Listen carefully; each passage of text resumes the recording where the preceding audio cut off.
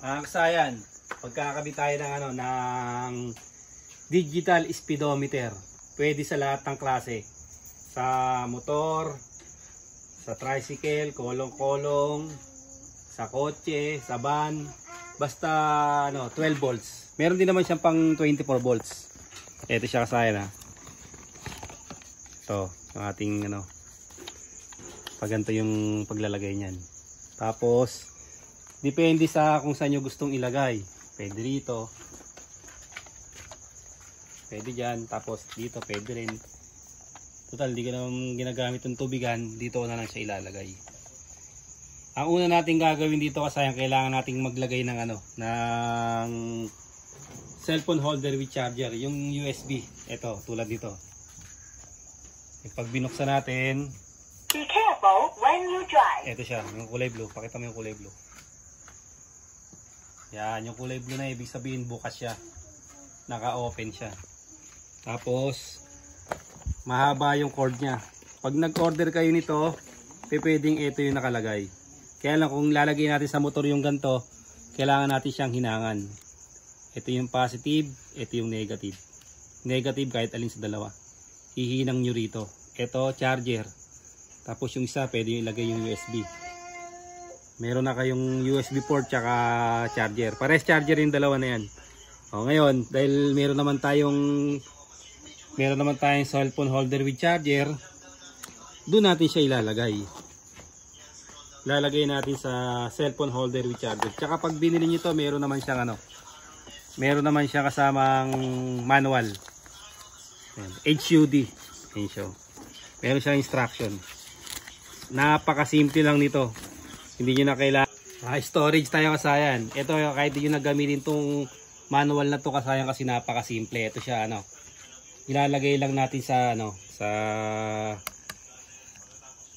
cellphone holder with charger.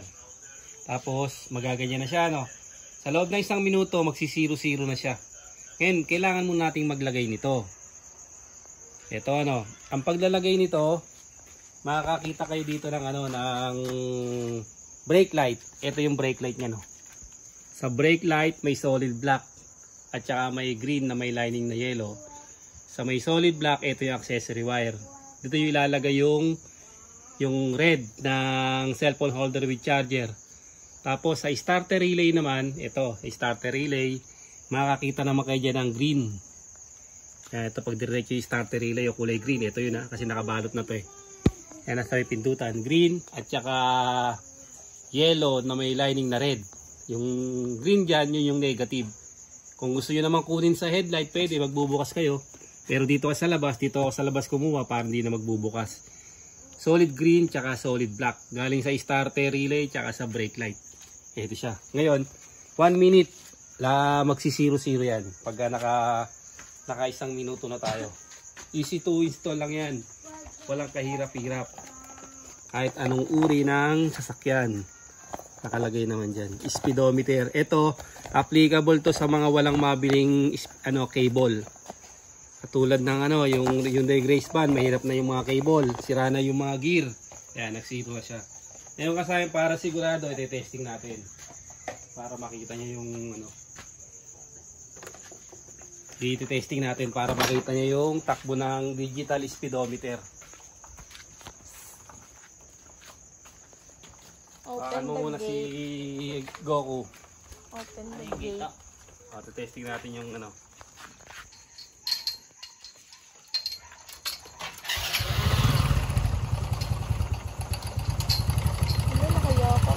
testing natin para malaman yung takbo niya. Lagay niya. Ito natin dito sa may baba. Bubukas na rin tayo.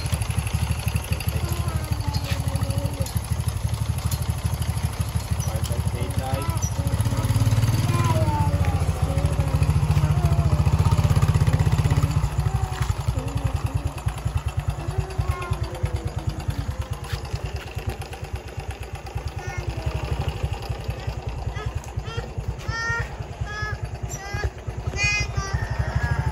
Kaya pa ba si mamaya Goko, babalikan ka namin. Pakay mo na ngayon para hindi Ito na kasayan Nalaman na natin yung batang makulit. At mahabol na 0-0 na tayo.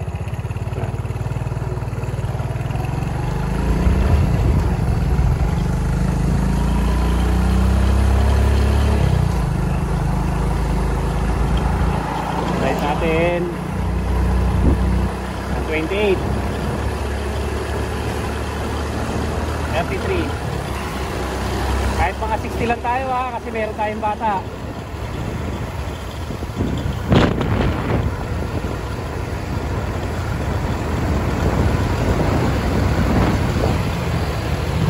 Okay tayo doon. Meron tayong angkas na makulit. Kaya tayo. Ayan, nakakain natin. 30. So 40.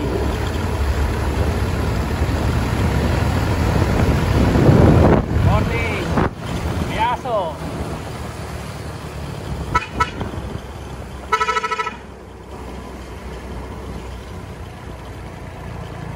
Okay, city drive.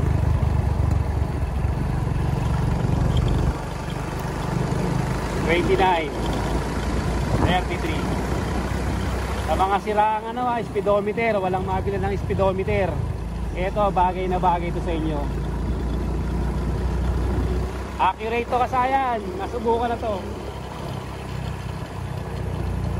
Sa Yamaha sites, sa Hyundai Grace Van. Nasubukan na siya.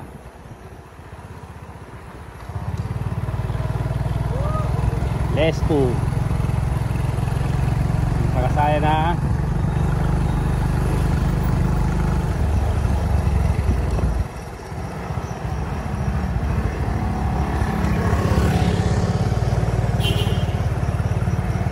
Overtake kasi merong less po.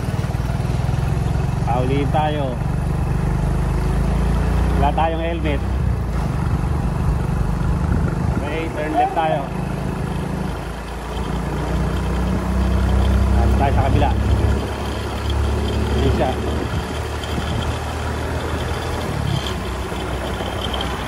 Digital speedometer to mga kasayan ha. Sa lahat ng klase pwede. Basta meron lang tayong USB, meron lang tayong charging port, pwede na itong magamit. May lalagay na. Pero kung nagpapatakbo ka sa akin ng 189 na, huwag ka nang gumamit dito. Kasi hanggang ano lang to, hanggang 188 lang to. 188 km/h lang siya, pwede. Yan siya. I-beam.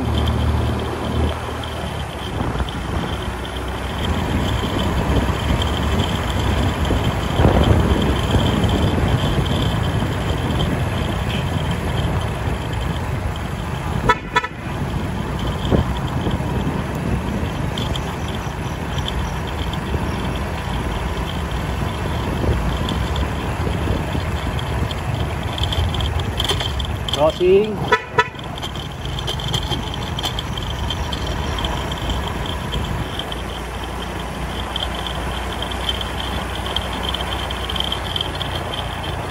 Okay, nagbabasketball pa.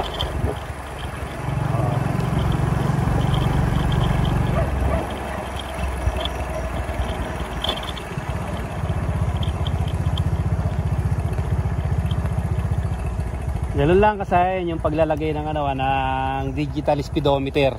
Kahit saan nyo siya ilagay po pwede. Motor, tricycle, kolong-kolong, sa kotse, sa van. Meron din itong 24 volts. Pwede yan. Napakadali lang i-install. Walang kahirap-hirap. Kaya hindi mo na kailangan pang pumunta sa mga shop, bumili ng speedometer. Digital nyo lang gamitin kasi accurate naman yung niya. Hanggang dito na lang mga kasayan. Salamat sa panonood.